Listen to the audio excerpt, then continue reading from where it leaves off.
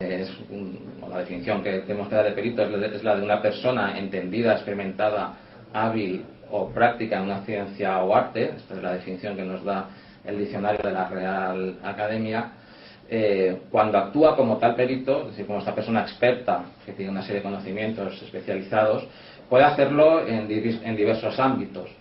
Por un lado puede ser que una persona necesite tener un informe sobre esos conocimientos específicos, pero que lo necesita para su información privada, que esa información no va a salir nunca de la esfera en la que se mueva, por un lado el perito y por otro la persona que ha hecho el encargo, en cuyo caso la normativa que se va a aplicar para la realización del peritaje no tiene una especial complicación, porque por un lado lo único que habrá es pues lo que normalmente se llama la lex artis, es decir, las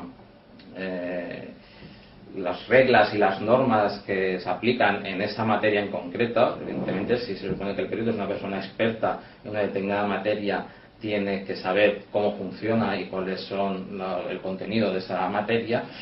Y sobre todo lo que no habrá son una serie de normas procesales o de normas formales sobre cómo se tiene que hacer ese peritaje, porque serán las propias personas que han llegado al acuerdo de contratar al perito y el perito mismo quien fije esas reglas. Cómo se va a hacer el peritaje, si será por escrito, si tendrá que entregar encuadernado, con cuántas copias, si basta a lo mejor simplemente que se envíe por correo electrónico o por fax, cómo se pagará, cuánto. Es decir, quien va a fijar las reglas de cómo se va a hacer ese peritaje son las partes que están interviniendo y que han decidido contratar al perito. La cosa cambia cuando el peritaje se va a utilizar dentro de un procedimiento judicial, que es entonces donde entramos en la segunda parte de la definición del perito judicial. Porque el perito se convierte en un perito judicial cuando lo que va a hacer es informar a un juez o un tribunal dentro de un procedimiento sobre esas materias que son su especialidad, sobre las que es una persona experta, práctica o hábil, según la definición que veíamos antes. Cuando el informe pericial se introduce dentro del procedimiento, cambia completamente de la naturaleza, porque entonces se convierte en un medio de prueba.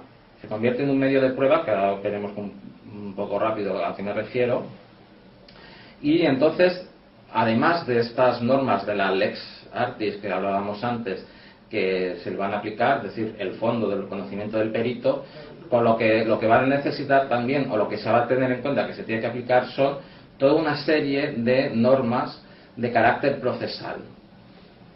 Porque como se introduce dentro de un procedimiento y se convierte en un medio de prueba, sí que entonces se le aplican todas las normas de los diferentes procedimientos. Y que serían estas que vemos aquí en el esquema.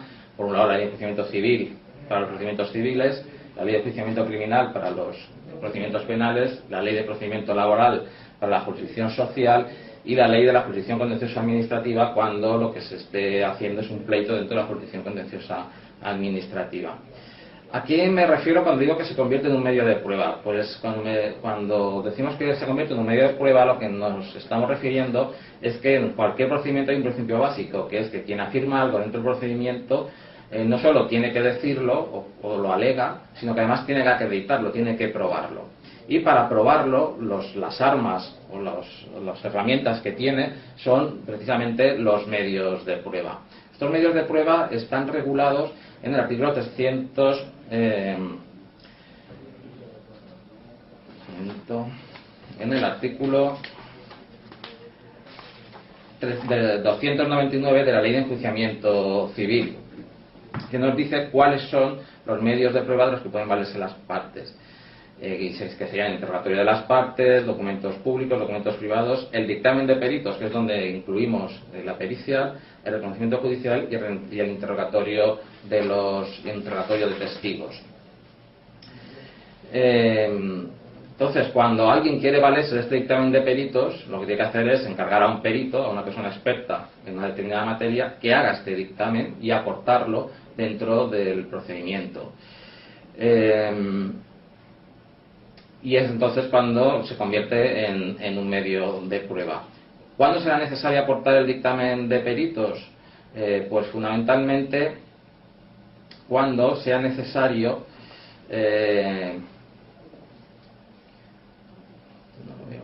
cuando sea necesario que se aporten al procedimiento conocimientos especiales, científicos, artísticos, técnicos o prácticos, para valorar hechos o circunstancias relevantes en ese asunto, o bien para adquirir certeza sobre ellos. Esto nos lo dice el artículo 335 de la Ley de Enjuiciamiento Civil. En estos casos, lo que nos dice la ley es que las partes que están dentro del procedimiento podrán hacer dos cosas: o bien aportar ellos mismos los dictámenes junto con los escritos iniciales, que es lo que entonces conocemos como perito de parte, porque es la parte, el demandante o el demandado que quiere utilizar esos peritajes, quien aporta directamente los dictámenes y por tanto nombra directamente al perito, o bien pide al juzgado que nombre un perito dentro de las listas, o uno de los que está dentro de las listas que los juzgados tienen a su disposición para eso. Y en este caso es cuando nos encontramos con lo que se suele denominar el perito judicial. Y se denomina precisamente judicial porque quien lo ha nombrado es el perito. Quizás sería más correcto hablar de perito nombrado judicialmente, pero la práctica de los tribunales e incluso el propio Consejo General del Poder Judicial y los juzgados mismos, cuando hablan de un perito nombrado directamente por el juez, suelen hablar de perito judicial. Para este caso, para el nombramiento del perito judicial, hay todo un procedimiento que no nos dará mucho tiempo a explicar, pero que regula cómo se tienen que hacer las listas y cómo se hace el nombramiento del perito. Hasta ahora hemos estado hablando todo el rato de la Ley de Enjuiciamiento Civil. Como os decía antes, la Ley de Enjuiciamiento Civil es la que regula la jurisdicción civil, es decir, los pleitos de derecho privado. Pero también hemos visto que hay de otras jurisdicciones, como pueden ser la penal, la laboral o la contencioso-administrativa.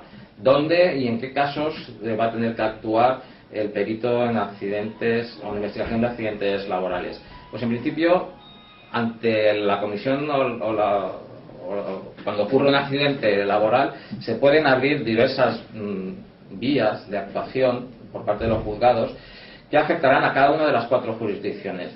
La civil, cuando lo que se quiera es reclamar indemnizaciones a raíz de los daños y de las lesiones que se han causado en ese accidente, que se pueden reclamar por la vía civil, aunque no sea lo más habitual, pero es una vía que está abierta y que es posible. La penal se abrirá cuando ese accidente se haya ocasionado porque se haya cometido algún delito contra la seguridad en el trabajo, por faltas de medidas de seguridad que debía adoptar el empresario o la empresa y que no han sido puestas a disposición del trabajador. La laboral también se abrirá, o podrá abrirse, cuando se abran expedientes por recargos de prestaciones, que es una especialidad que ocurre en estos casos de accidente laboral, y también para reclamar las indemnizaciones. Tanto la civil como la laboral son vías hábiles para reclamar la indemnización por parte del trabajador. Normalmente y muchas veces se tiende más por la laboral porque es más rápida y más expeditiva a la hora de reconocer derechos de indemnización para los trabajadores que han sufrido un accidente. Y por último, la vía administrativa también se puede abrir por la vía de la inspección de trabajo. Cuando hay un accidente se puede iniciar una inspección de trabajo y si la inspección de trabajo encuentra alguna irregularidad, impondrá una sanción, y si la sanción pues no se considera adecuada, podrá ser recurrida con un recurso contencioso administrativo ante la jurisdicción contenciosa administrativa. Es decir, que entonces en las cuatro jurisdicciones es posible que tenga que intervenir un perito que investigue qué ha pasado o cómo ha ocurrido un accidente laboral. Cada una de las jurisdicciones tiene su propia normativa procesal, como decíamos anteriormente. Lo que pasa es que, salvo raras especialidades que ya se irían viendo, todas las normativas que no sean la Ley de Enjuiciamiento Civil, es decir, todas las normativas que no son la de la jurisdicción civil, remiten y aplican con carácter supletorio las normas de la Ley de Enjuiciamiento Civil.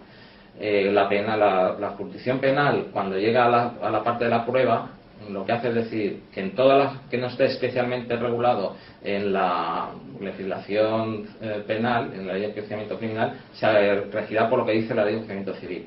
La laboral nos pasa lo mismo. Cuando llega a la parte de prueba, establece una serie muy concreta de especialidades, pero remite en bloque a la Ley de Enjuiciamiento Civil. Y la legislación de la jurisdicción contenciosa administrativa, exactamente lo mismo.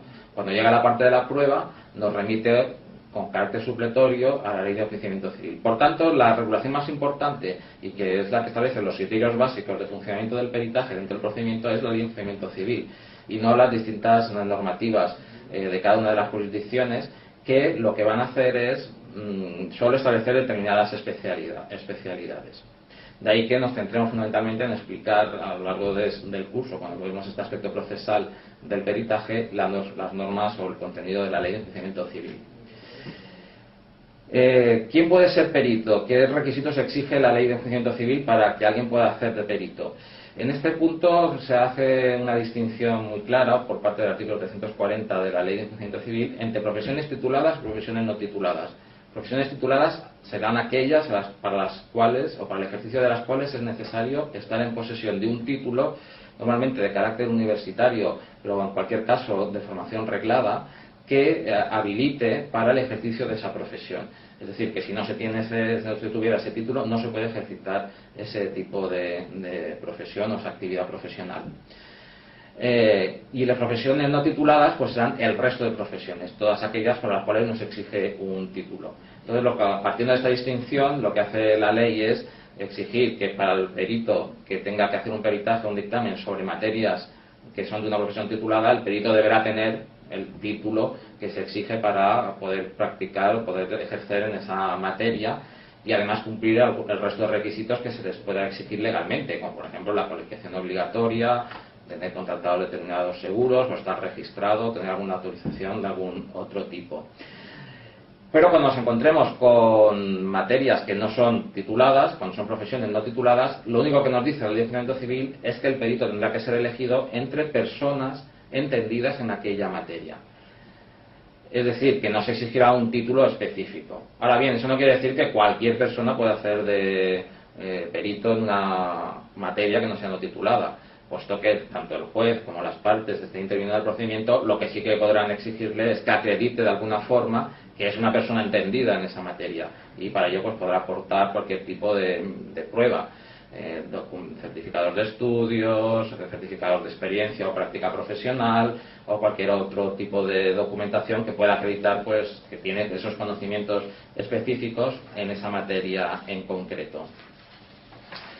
Evidentemente, el campo de la investigación de accidentes laborales entendemos que es una materia que está ya dentro de las profesiones no tituladas y que por tanto podrá ser nombrado como perito investigador de accidentes laborales cualquier persona que sea entendida en materia de seguridad en el trabajo y de investigación de accidentes laborales.